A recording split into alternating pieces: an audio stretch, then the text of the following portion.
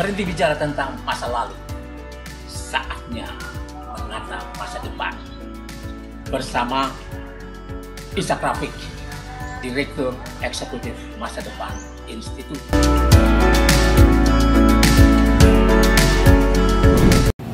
Assalamualaikum warahmatullahi wabarakatuh. Anda bersama Ishak Rafiq, Direktur Eksekutif Masa Depan Institut. Panjangnya Institut Masa Depan Indonesia. Kita lanjutkan pembicaraan kita tentang bagaimana mestinya kita memahami Islam. Islam berkepentingan kepada urusan dunia ini, bukan cuma akhirat. Kalau dia cuma mau mengurusi akhirat, mungkin seluruh tiran di dunia, kelompok karun, oligarki, penguasa dana, dan samiri intelektual yang berkhianat, sang maestro manipulasi, tidak akan keberatan. Tapi ketika Islam berminat untuk menegakkan keadilan, untuk mencegah kemungkaran, selain beramar ma'ruf nahi mungkar, maka dia berhadapan dengan para tiran sepanjang zaman yang di dalam Al-Quran diwakili oleh Fir'aun, oleh Namrud, dan lain sebagainya, dan turunan-turunannya, kloning-kloningnya di seluruh dunia, yang seolah-olah menguasai hajat hidup orang banyak. Dan dia punya aturan, punya tentara, punya polisi, punya APBN, dan lain sebagainya. Dia menguasai semuanya. Dan dia tidak mau dikritik atau diminta untuk melakukan hal-hal untuk kemaslahatan umum. Dia punya caranya sendiri yang bisa merampas apapun, bisa menekan siapapun. Dan dia juga melindungi oligarki, karun, konglomerat yang serakah, yang ingin menguasai daerah-daerah strategis, daerah-daerah kaya yang mengandung tambang dan lain sebagainya, bila perlu pasar-pasar penduduk yang membuat kehidupan menjadi susah. Tapi dia punya akses langsung pada kekuasaan, kepada para tiran, dan para tiran melindungi mereka, dan mereka juga menyumbang banyak hasil dari pemerasan-pemerasan itu, hasil dari penyelewengan urusan-urusan kenegaraan, sehingga bagian-bagian penting dari daerah-daerah dalam kekuasaan para tiran itu diberikan konsesinya kepada kaum oligarki ini. Dan kemudian ada kaum intelektual yang berkhianat, yang mendukung para tiran dan para konglo ini, sehingga semuanya seolah-olah legal dan bagus. Dia mencarikan dalil-dalil bahwa hal itu harus dilakukan.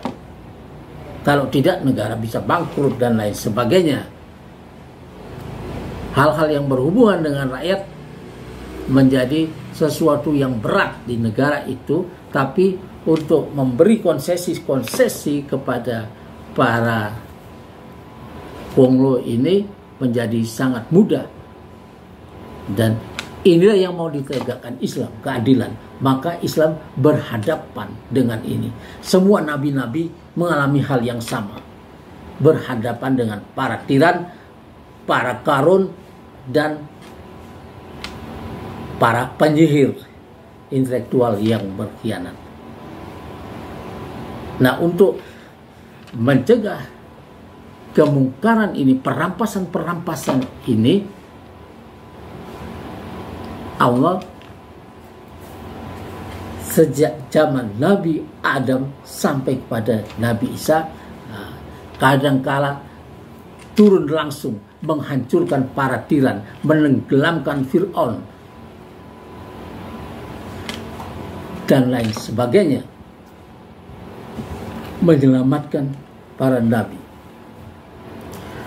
Tapi pada zaman Muhammad Sallallahu Alaihi Wasallam, Allah memberi perintah langsung dalam urusan ini, diminta melawan sendiri para tiran, melakukannya dengan jalan-jalan kemanusiaan, menegakkan keadilan dengan jalan-jalan kemanusiaan. Nah, maka di zaman Muhammad dan para pengikutnya berhadapan langsung dengan para tiran, para pemeras, para perampas semacam Qarun, oligarki, dan orang-orang yang mendukungnya secara intelektual yang mencarikan dalil-dalil untuk membenarkan penindasan itu. Perampasan tanah-tanah Palestina misalnya tidak ada bedanya dengan perampasan tanah di ujung Sumatera sana. Ketika sebuah proyek yang katanya pabrik kaca mengosongkan penduduk setempat untuk bisnis. Ini sama seperti yang terjadi di tempat-tempat lain, di Afrika juga, di Sri Lanka dan lain sebagainya, yang pemerintahnya dan tentaranya dan polisinya dikerahkan untuk investor, mengamankan investasi dan mengusir rakyatnya sendiri. Inilah yang disebut sebagai tentara proksi yang digunakan oleh asing yang mau menaklukkan negara, tidak lagi mengirim tentara.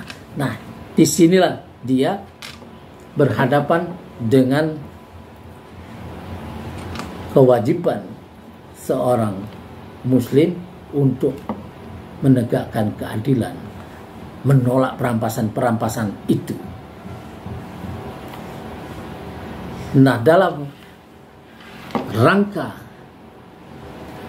mencegah kemungkaran ini, menegakkan keadilan ini, memang ada orang-orang yang dilepaskan oleh Allah dari kewajiban itu. Dalam Islam memang ada yang dibebaskan, yang tidak harus melakukan perlawanan, tidak harus melakukan jihad melawan ketidakadilan itu. Menegakkan keadilan yang pertama harus dilakukan adalah lewat kekuatan. Pemerintah harus melindungi rakyatnya dari ketidakadilan, dari perampasan, dari penindasan lewat serangan militer maupun lewat serangan bisnis. Jadi seorang pemerintah yang ditunjuk punya kewajiban itu. Kalau mereka ini tunduk duluan, dijadikan bagian, dijadikan tentara proksi oleh negara yang lebih kuat, maka tugas yang kedua, ya, yang secara lisan dan tulisan itu harus diambil oleh wakil rakyat seperti sudah saya jelaskan pada liputan yang lalu. Wakil rakyat ini harus mencegahnya, mengembalikan pemerintah kepada relnya sehingga perampasan tidak berjalan terus. Nah, kalau ini pun dia juga kalah, wakil rakyatnya juga dikendalikan dengan uang dari Konglo, dari oligarki. Jadi pemerintah dan wakil rakyatnya dikendalikan oleh bos yang sama, maka rakyat tidak lagi punya pembela-pembelanya, cuma tidak punya pelindung-pelindungnya. Nah, tugas ini kemudian harus diambil oleh kaum intelektual, orang-orang kampus yang berpendidikan, aktivis keadilan dan lain sebagainya. Inilah pewaris para nabi yang harus bertindak mencegah kemungkaran itu.